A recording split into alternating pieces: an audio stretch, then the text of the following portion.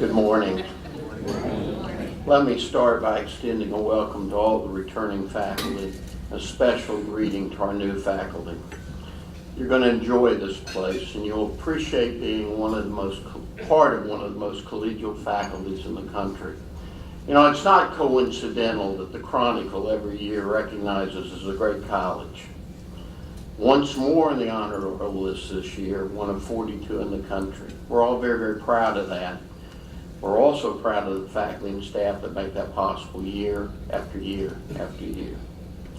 You know, as was the case with many of you, I came here not really expecting to stay more than a few years. That was almost 20 years ago.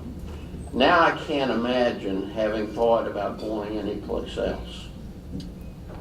This university has a substantial impact on our students, on the community, on this region. It is the educational and cultural hub of the PD. And without it, this region would look vastly different than it looks now. Of course, that's not saying that there's not a lot of work left to be done. This area continues to have substantial pockets of poverty, as we all know. And most of the counties struggle to acquire viable jobs, improved education, particularly at the K through 12 level, and better health care. All of which ensures that there's plenty of work for this faculty to do in the decades ahead. And I'm pleased that we'll be working together on these issues at least for the next few years. But enough generalities. Let's discuss specifics. We'll begin, as we customarily do, by recognizing a few achievements on the part of our colleagues over the spring and summer. John Tuttle has finished a new play, Boy About 10, which is premiering this week at Trustus Theater.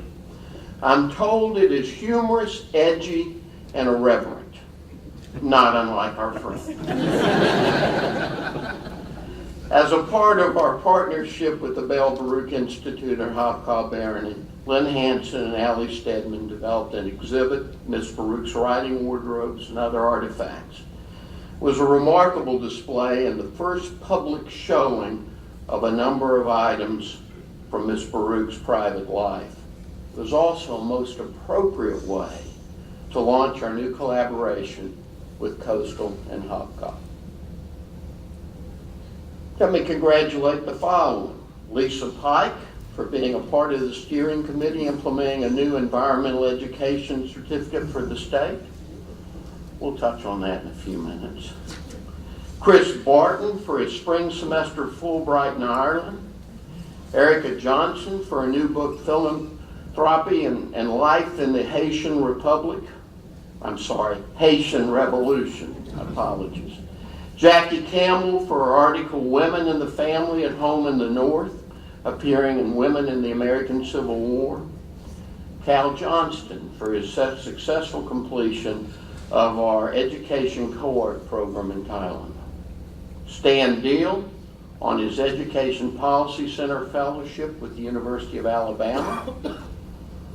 Nicole Pans on her election as the State Director of the Southeastern Section of the Mathematics Association of America. Crystal Hill Chapman on her election as Treasurer of the South Carolina Association of School Psychologists. Rusty Ward on his election as President-elect of the South Carolina Sociological Association. And Ruth Whitman Price on her election as President-elect of the South Carolina Council of Deans and Directors of Nursing Education. And a final accolade to a retired faculty member and former provost, Rich Chapman, for his recent appointment as one of the state's 9 lottery commissioners. I don't know anyone who would be a better trustee of our education scholarship dollars than Richard Chapman. Now, a few grant recognitions. The business school supply chain faculty, on their $30,000 grant from the South Carolina Research Authority. Our computer science faculty on their $99,000 grant, also from the South Carolina Research Authority. Karen Gettings on her $118,000 HRSA grant to continue the nurse faculty loan program. Deb Hoplaw on her $102,000 HRSA grant for enhancing curriculum development, dealing with crisis issues in the health field. By the way, I would be remiss in not acknowledging the fine work by Chris Johnson in representing the comprehensive universities in South Carolina on the Research Authority academic team. Chris has sparred successfully this past year with USC, Clemson, and MUSC to pry open the grant allocation process for the comprehensive universities. Not so surprisingly, FMU has been the principal beneficiary. And I also want to recognize the efforts of Alyssa Waters, Jamie Hunt, Stephanie Bosch. They worked hard this past year to revamp our admissions and our orientation process. I also want to thank our admissions counselors and our financial aid, accounting, and communication staff for all of their diligent work in support of this effort too. I think you'll be pleased when you see our fall enrollment data, but we're still a couple of weeks away from having definitive figures. Now, I also want to acknowledge the accomplishments of Frida Wilson and the speech-language pathology faculty in completing the first phase of accreditation and getting that program started this fall. And a special thanks to Chris Kennedy for his substantial efforts to that end. Finally, this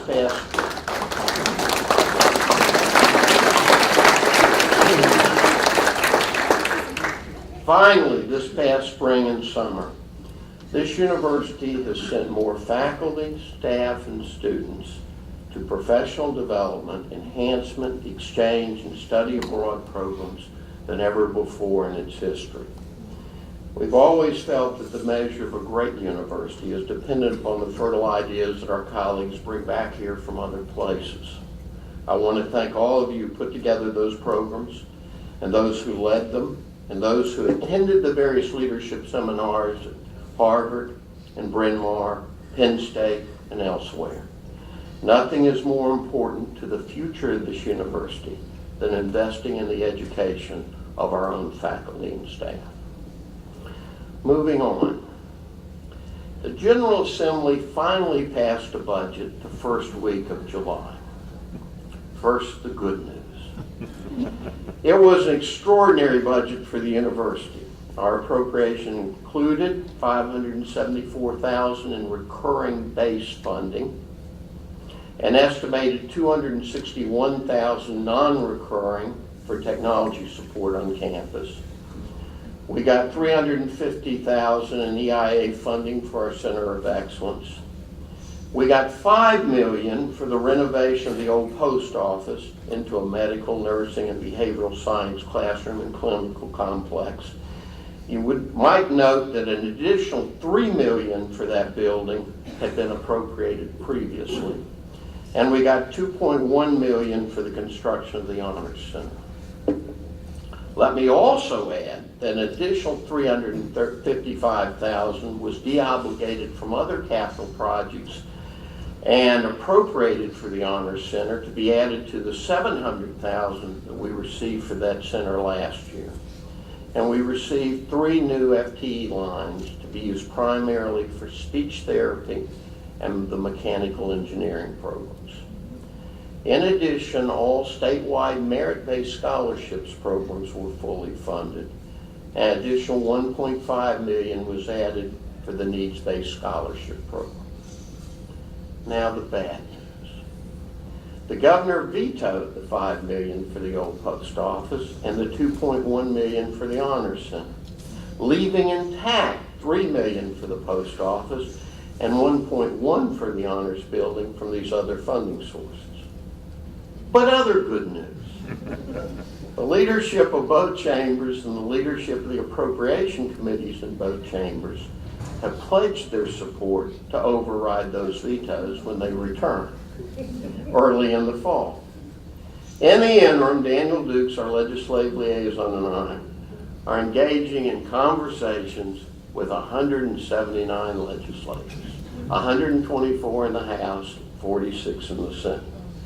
Fortunately, all 32 members of the PD delegation are assisting in this effort, especially Senators Leatherman and Williams and Representatives Lowe and Jordan and Kirby and Alexander. I'm optimistic about our chances, but remember that an override requires 2/3 of those present voting, and the override doesn't make it to the Senate unless it passes the House. So we'll see. But if we're successful with this override, we'll have all the money we need to renovate the old post office and construct the new Honor Center.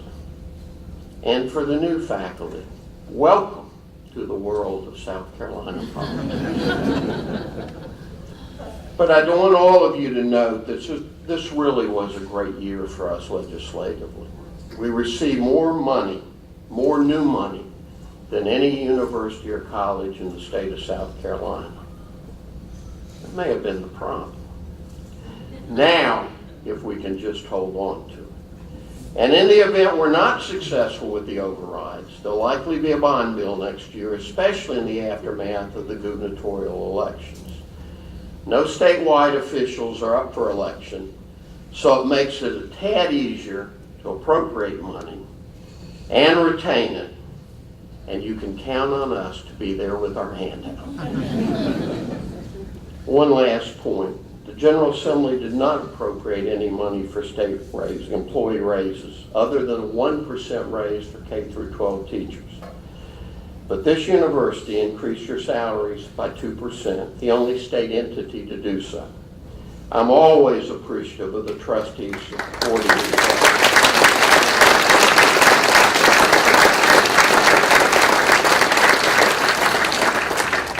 Your Board of Trustees understand the importance of recurring salary increases, even if the rest of the state doesn't. The Provost and I will also try to apply a few faculty compression adjustments over the next few months in consultation with the deans and chairs. We'll also see if we can adjust the Christmas bonus once more a tad higher this year. Before we leave the topic of finance, let me say a word or two about Senator Vince Shaheen's new bill proposing to use internet sales tax as a dedicated source of revenue for higher education. Ed Walton, the USC CFO, and I worked on this proposal with Senator Shaheen last spring. It's a very, very good bill. It's an innovative bill, but it's a complex one. If funded at a certain level, the colleges and universities would agree to constrain tuition increases. If funding levels drop from that threshold, the tuition cap would then be suspended. It has the potential to increase our budget, our new funding, appreciably. Maybe 2 to 3 times what we receive now in net new money every year. But it would be more susceptible to economic downturns. By the way, it would also require the Commission on Higher Education to function as an Administrative Procedures Act agency. That means they would be obligated to promulgate regulations formally and have them approved by the General Assembly before they could take effect, rather than spontaneously raise their hand and pass something. We'll see what happens with this legislation in the upcoming session. Now let's discuss academic programs. This fall, new programs in healthcare, informatics, history, secondary education, and speech pathology are beginning. Next spring, we'll start business programs in sports management and sports marketing, and a new Master of Education, Teaching and Learning. This past spring, the faculty and Board of Trustees of programs in psychiatric and gerontology nursing practice. If approved by the state this year, the gerontology program would begin in the fall of 19, and the psychiatric program would begin in the spring of 20. Hopefully, the mechanical engineering proposal will move through the faculty, the Board of Trustees, and the CHE this year, with anticipated start date of spring of 2020, 17 months from now. We'll also include a request, $750,000 in next year's budget request to fund this and a couple of other initiatives. So in summation, we'll start 6 new academic programs this year. Add a gerontology nursing program in the fall of 19, and hopefully psychiatric nursing and mechanical engineering in the fall of 2020. Last year we added an archaeologist to the faculty. This year I would like to make another request. I would like us to add a cultural anthropologist. This region is so abundantly rich in history and culture. Let's continue our ability and our capacity to research it, study it, teach our students about it. History and sociology can negotiate where the faculty line will go, or you can share it, which would please me no end. In the next couple of years, I'm hopeful we will consider adding an interdisciplinary graduate degree in environmental science. Biology would be the logical lead discipline, but the other sciences would be major contributors, as well as political science, history, business, the health sciences, and others. The provost and I would love to have a conversation on this topic. Just drop in and see us. Think about it. The small college that became a comprehensive university is becoming much more comprehensive. But one caution: our growth needs to be symmetrical, and it needs to be sensible. Replete with programs that continue to rely upon the liberal arts foundation that is so much a part of our past and present.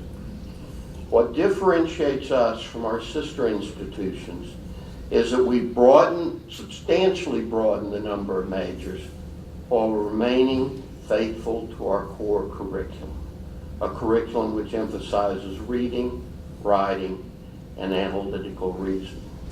Of course, these are all capabilities that our graduates need, whatever profession they choose. Last year, we began focusing more extensively on enhancing student programming on campus. This year, we'll broaden those efforts with a robust series of opening week events, highlighted by a First Friday Music Festival. Later in the year, we'll sponsor our first ever Parents and Family Weekend, as well as a variety of other events intended to enrich student life across the campus. Student Affairs will host many of these efforts, but you'll also see the Provost's Office, Communications Office, CASA, McNair Center, the Honors Program, and the International Program extensively involved in these efforts. As members of the faculty, you have an open invitation to participate in any and all of these events, especially the music festival this coming Friday, which will be over at the baseball stadium. See Chris Candy for tickets. 2 final topics this morning: gifts and giving. Daryl and I continue to work on the Snow Island gift. Recently, Sunoco has proposed leasing us the 250 acres for $1 a year for a long-term lease rather than an outright gift. We've countered by suggesting that they give it, and we'll put a permanent conservation easement on it. Since its value to us is as a research and instructional site on the Great PD River, either option is acceptable. But in the philanthropic business, I've come to ask for everything and accept what we can get. Of course, ultimately, only the donor will decide that. Now, let me be a bit cryptic on this next topic to protect the confidentiality of the donor. In the near future, the immediate future, it is likely that FMU will be the beneficiary of a gift of about 160 acres within a few miles of the campus. This parcel will include a 20-acre spring-fed lake and another 50 or so acres on a bluff adjacent to the lake. A few weeks ago, Daryl, Mike Ritchie, and I spent a morning with a surveyor and an engineer exploring this property. It is truly one of the most beautiful tracts of land in the PD region. a deep water lake with hardwood forests surrounding most of it. If the gift materializes, I would want us to consider developing a small portion of the bluff to accommodate a recreational park, a small conference center about the size of the grill, and ultimately a freshwater ecology facility with classrooms and lab space. The donor is very supportive of this plan, but remember that while the land will be given to us, we'll have to build the structures. I believe we can acquire the grant funding from both public and nonprofit sources to do just that, if the Freshwater Ecology Center is a part of the effort. All this would be a superb addition to the university recreationally, as well as educationally. And by the way, it would be a fine complement to an environmental studies program. I'll keep you apprised as the project develops, and it'll likely take 2 to 3 years to develop. By the way, the city did convey to us the Rainwater Building on North Dargan Street this summer, and the Bruce and Lee Foundation awarded us a $750,000 grant to complete the renovation. When the building opens next summer, it will house our downtown incubator and small business center, jointly run by the FMU Foundation and the School of Business, and a new art gallery managed by the PAC staff and curated by our own fine arts faculty. This represents a $2.5 million gift to the university, more or less, and will be our 5th building downtown. All are owned outright without any debt whatsoever. Now the final topic, giving. Shortly, the university and the foundation will launch a new initiative, the First Generation Fund. It will focus on what its title implies, the funding of needs-based scholarships primarily, but not exclusively, for our first-generation college students. You know, working together over the past years, we've been successful in raising a fair amount of money, about $93 million. And we funded a great many things. Funded buildings and endowed chairs, scholarships. We funded the McNair Center. We funded international programs and so on. But the most effective investment for this university and region resides with our ability to educate first-generation students, our most dependent and our most vulnerable constituents. I'm mindful of what Dietrich Browning, our All-American basketball player, said when he graduated this past spring. Looked across the crowd and he said, "I'm the beginning of a train.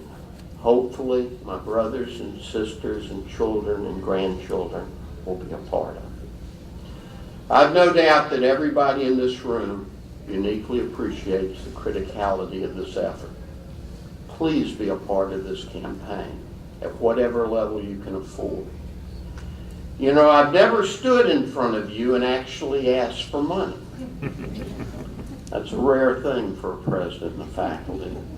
But I am asking you to help on this one. And we'll ask a few thousand other folks too. And we'll ask 17 trustees, and we'll ask 7 vice presidents, and we'll ask every single alumni that we can track down. I'll be back in touch. So that's where we leave it this morning. A special university, a fine faculty, and work worth doing. Thank you for making this happen.